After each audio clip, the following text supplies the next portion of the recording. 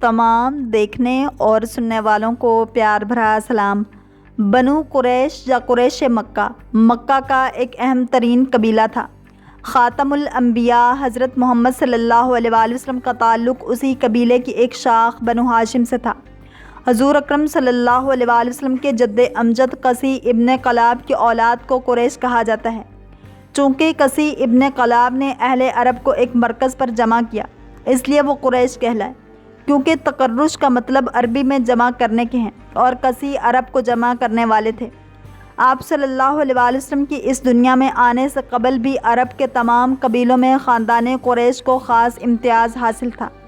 خانہ کعبہ جو تمام عرب کا دینی مرکز تھا، اس کے متولی یہی قریش تھے اور مکہ مکرمہ کی ریاست بھی انہی سے متعلق تھی۔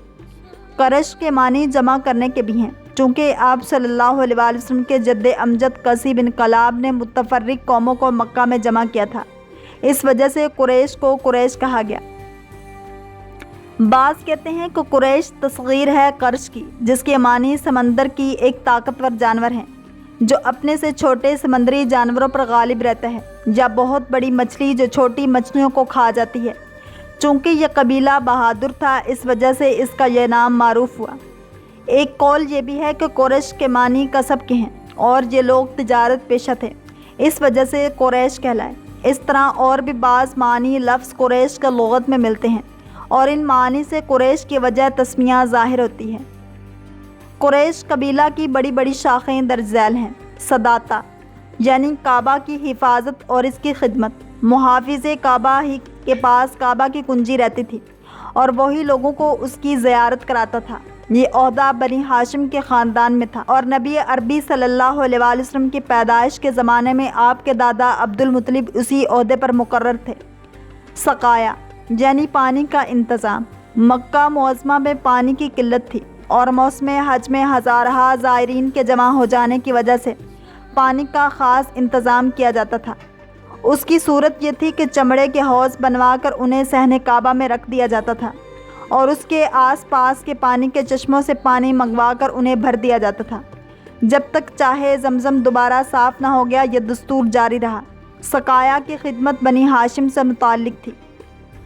فادہ زائرین، کعبہ کی مہمانداری کے لیے قریش کے تمام خاندان ایک قسم کا چندہ ادا کرتے تھے۔ اس چندے سے غریب زائرین کے کھانے پینے کا انتظام کیا جاتا تھا۔ یہ خدمت پہلے بنو نوفل سے متعلق تھی، پھر بنی ہاشم کے حصے میں آئی۔ عقاب یہ قریش کے قومی جھنڈے کا نام تھا۔ جب لڑائی کا زمانہ ہوتا تھا تو اسے نکالا جاتا تھا۔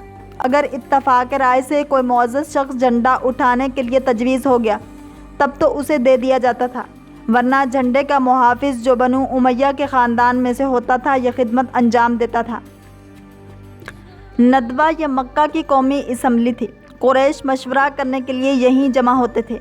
یہیں جنگ و صلح اور دوسرے بڑے بڑے معاملات کے فیصلے ہوتے تھے اور قریش کی شادیاں بھی یہیں ہوتی تھیں۔ ندوہ کا انتظام بنی عبدالدار سے تعلق رکھتا تھا۔ قیادہ یعنی قافلہ کی رہنمائی۔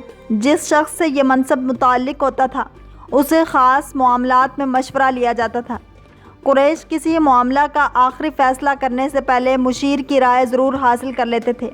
یہ منصب بنی اسد سے تعلق رکھتا تھا۔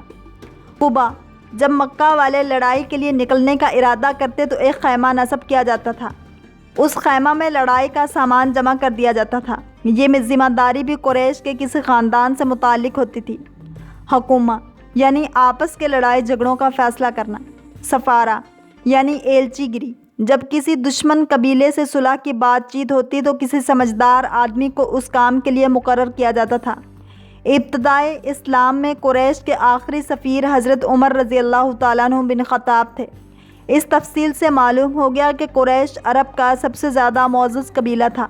پھر قریش میں بھی بنی ہاشم کا خاندان سب سے زیادہ ممتاز تھا، کیونکہ اکثر بڑے عہدے انہی سے متعلق تھے۔ ہاشم آپ صلی اللہ علیہ وآلہ وسلم کے پردادا تھے۔ ان کی اولاد قریش کے معزز ترین قبیلے بنو ہاشم کے نام سے مشہور ہے۔ ان کا اصل نام عمر تھا۔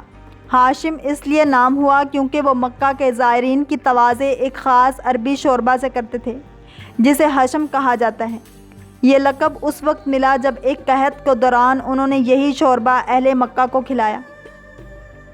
آپ اولاد اسماعیل میں سے تھے، مکہ کے مشہور تاجر تھے اور نہایت معزز تھے۔ انہوں نے قریش کے تجارتی قافلے شروع کروائے اور ان کے لیے بازنطینی سلطنت کے ساتھ معاہدے کیے، جن کے تحت قریش بازنطینی سلطنت کے تحت آنے والے ممالک میں بغیر محصول ادا کیے تجارت کر سکتے تھے اور تجارتی قافلے لے جا سکتے تھے۔ یعنی معاہدے وہ حبشہ کے بادشاہ کے ساتھ بھی کرنے میں کامیاب ہوئے، جس کا تمام قریش کو بے انتہا فائدہ ہوا اور ان کے قافلے شام، حبشہ، ترکی اور یمن میں جانے لگے۔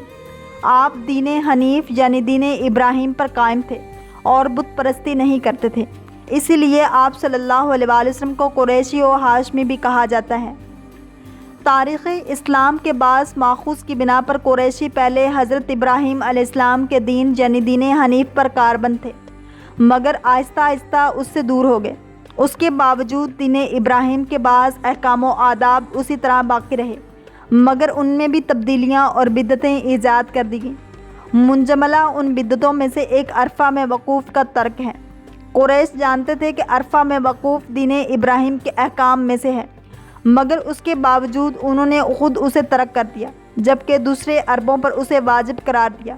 وہ کہنے لگے ہم ابراہیم علیہ السلام کی اولاد، اہل حرم، کعبہ کے خادم اور مجاور ہیں، ہمارے لیے واجب نہیں ہے کہ حرم سے خارج ہو کر غیر حرم کا حرم کی مانند احترام کریں۔